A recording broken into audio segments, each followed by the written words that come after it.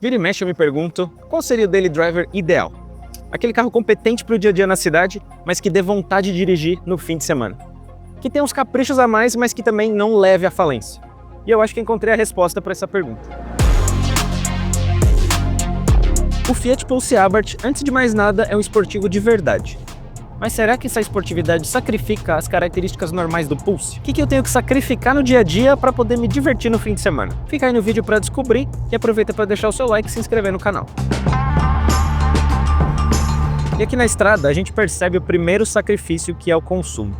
Com etanol ele faz 8,8 km por litro, com gasolina são 12,2. A versão logo abaixo dessa aqui é a Impetus, que tem motor 1.0 turbo híbrido leve desde que teve facelift. E ele faz 10,2 km por litro com etanol e 14,4 com gasolina. Na cidade, o Abarth faz 7,2 km por litro de etanol e 10,5 de gasolina, contra 9,3 e 13,4 do Impetus. É uma economia considerável, até porque ele é híbrido. Pelo menos esse aqui, que é no modelo 2026, que é o ano do facelift, é ligeiramente mais econômico que o anterior na cidade.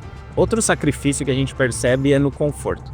A suspensão um pouco mais firme deixa mais evidentes os buracos e as ondulações do asfalto. Passar em cima de olho de gato também faz mais barulho, tanto pela suspensão mais firme quanto pelo perfil mais baixo dos pneus. É uma camada a menos de absorção das irregularidades do piso. E os pneus também causam mais ruído interno, por causa do perfil mais baixo e do composto mais agressivo. O Abarth tinha rodas de 17 polegadas até 2025, mas desde o facelift ele sai de fábrica com 18 polegadas e pneu 215/45, mais largo e com perfil mais baixo do que os Pulse normais. O escapamento esportivo também pode incomodar um pouco.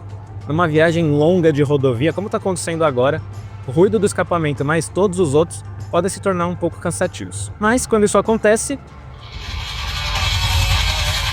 eu aumento o volume da música.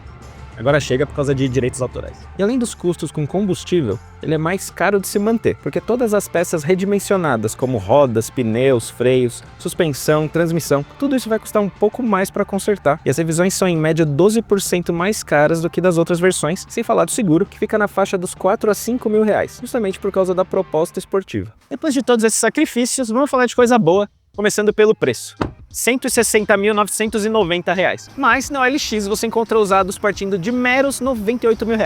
E considerando tudo que ele oferece, qualquer preço vale a pena. Então baixe o app da OLX para encontrar o seu Pulse Abarth. Mas afinal, o que ele oferece? O mais óbvio é potência.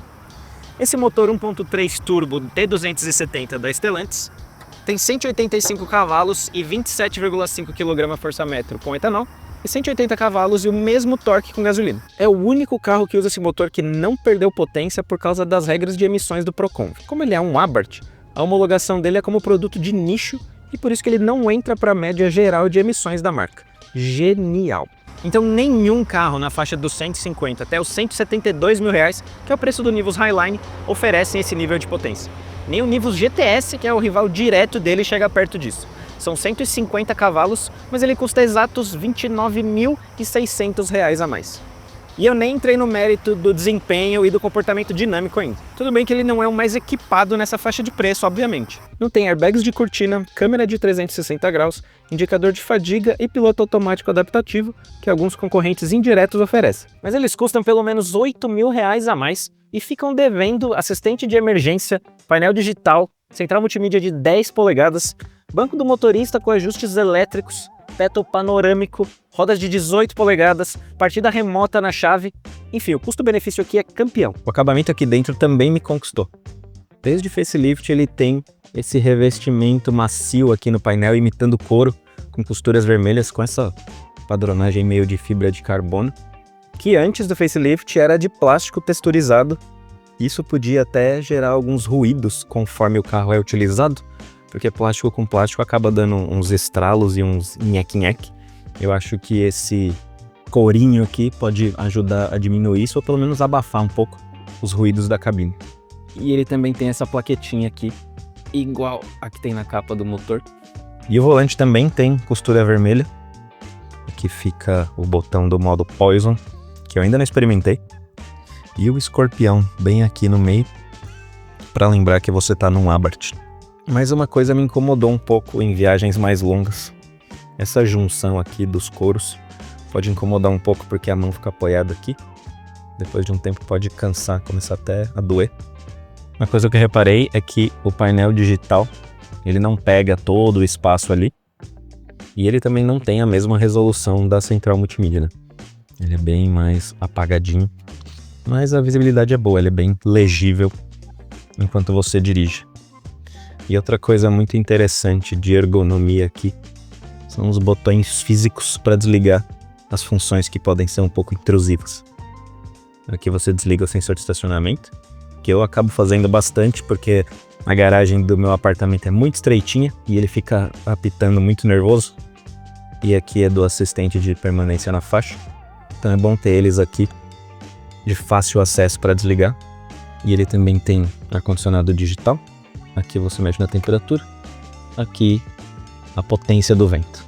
Temperatura, potência do vento. Aqui fica o carregador celular por indução e ali em cima tem uma saída de ar-condicionado. Então não dá para torrar seu celular enquanto ele está carregando. E ele tem esses porta-copos que eu acho um pouco justos demais. O apoio de braço aqui tem um porta-tecos que é até que bem fundo.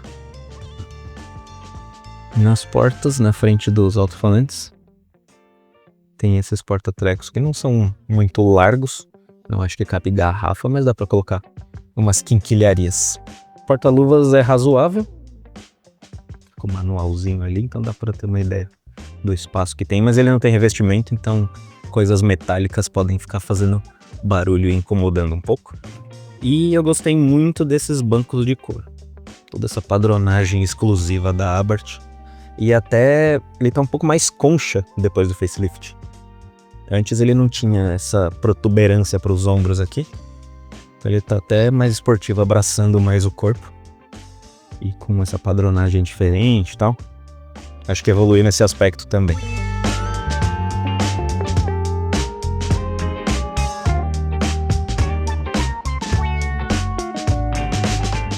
Mas os ocupantes ficam mais apertados aqui mesmo, não tem jeito.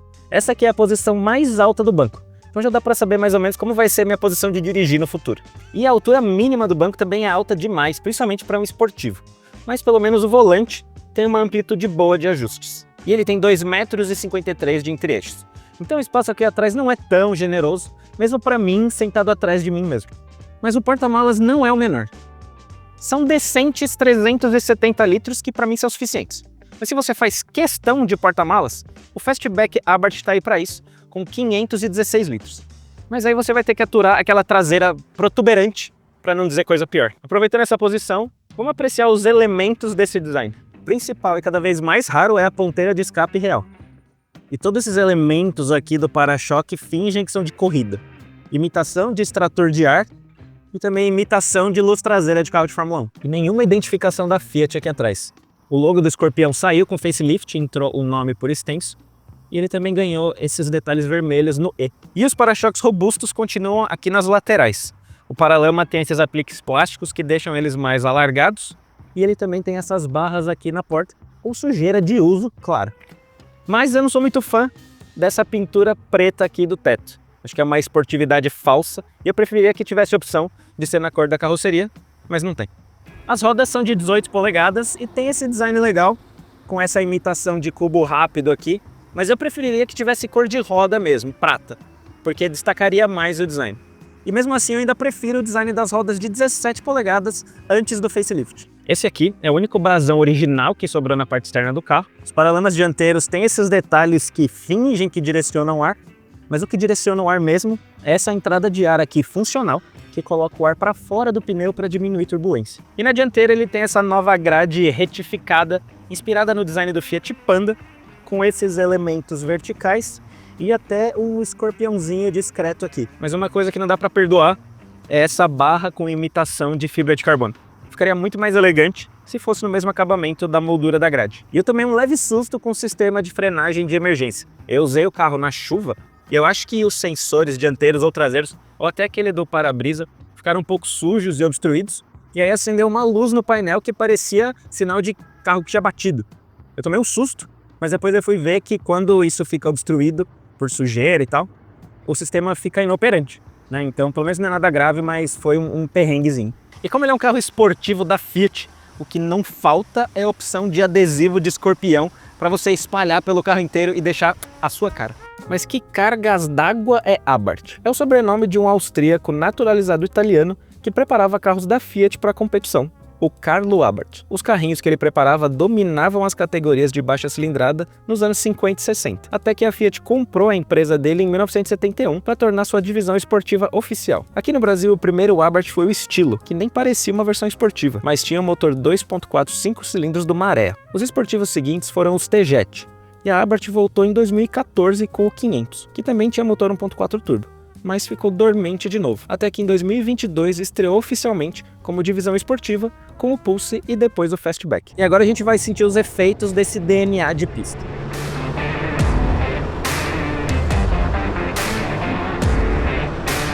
O torque máximo chega em 1750 RPM, porque o turbo é pequeno, então ele enche bem rápido. E se tem delay no acelerador, eu não consegui perceber. E até me assustou no começo, porque o carro pesa menos de 1.300 kg. É aquela famosa receita antiga de motor grande em carro pequeno. É infalível. O problema de turbo pequeno é que o motor perde o fôlego cedo.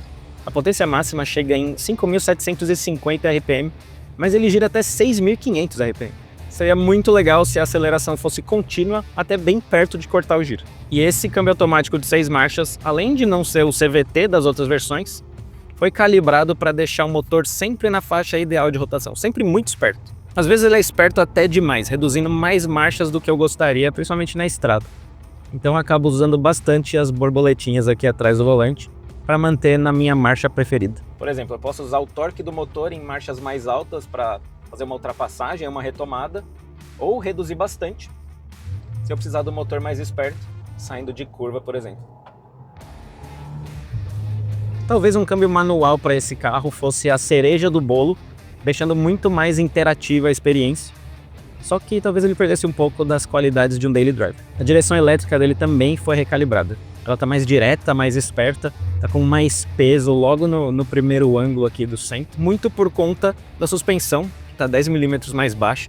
E ela também teve molas e amortecedores recalibrados um pouco mais firmes e até barra anti-torção na dianteira mais firme também. Ele também tá com a cambagem dianteira um pouco mais negativa, que é para ele apontar melhor na entrada de curva, e ele também tá com as bitolas um pouco mais estreitas, porque isso deixa o carro mais ágil nas mudanças de direção. Geralmente os carros esportivos têm as bitolas alargadas, né, para dar mais estabilidade.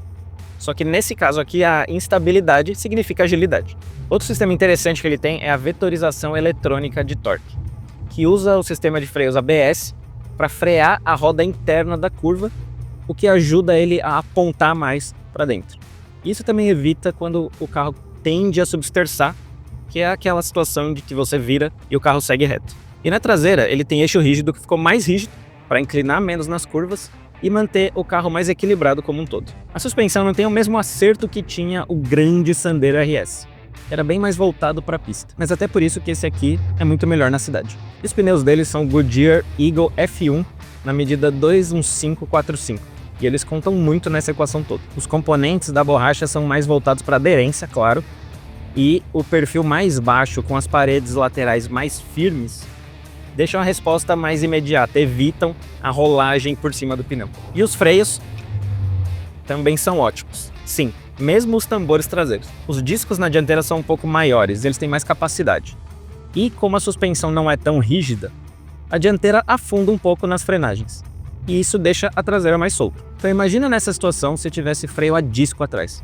Se ele não fosse muito bem dimensionado, a traseira poderia travar e isso poderia ser perigoso. Então os freios a tambor na traseira são mais do que suficientes considerando o conjunto como um todo, além de serem mais baratos. Para você ter uma ideia, até o Pulse Abarth, que competiu nas 1000 milhas de Interlagos, tinha esse sistema na traseira e terminou no pódio. Só tem uma coisa que eu não testei ainda nesse carro, que é o modo Poison. É equivalente ao modo Sport de um carro mais convencional, só que as mudanças que ele faz, aparentemente, são bem mais agressivas, então vamos ver. O carro fica realmente mais esperto. Parece que o acelerador fica mais sensível. Fica realmente mais sensível. Ainda bem que eu tô com o controle de tração ligado, porque eu senti que o carro deu uma distracionadinha ali. Outra coisa que eu percebi mudar também é o peso do volante. Ele tá com um pouco mais de resistência, que é algo artificial, mas realmente dá uma impressão de que o carro tá mais na mão. Parece que a turbina enche mais rápido, em média a rotação, Então, que geralmente eu precisaria colocar uma terceira para resolver. Na quarta marcha no modo Poison, a reação é a mesma. E dá até para ouvir a válvula wastegate do turbo espirrando bem lá no fundo.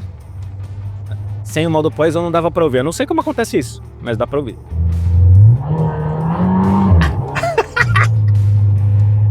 Basicamente, a primeira marcha é inútil. Eu só reduzi ali para ver se reduzia. E reduz, coisa que ele não faria se não estivesse no modo Poison.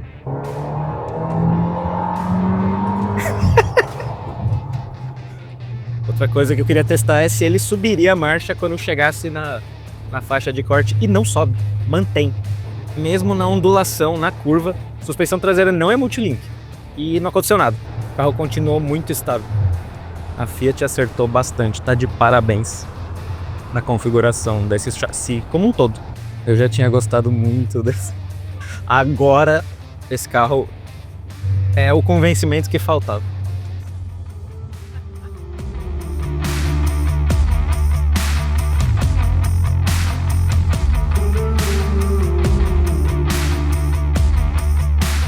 Então, vamos recapitular.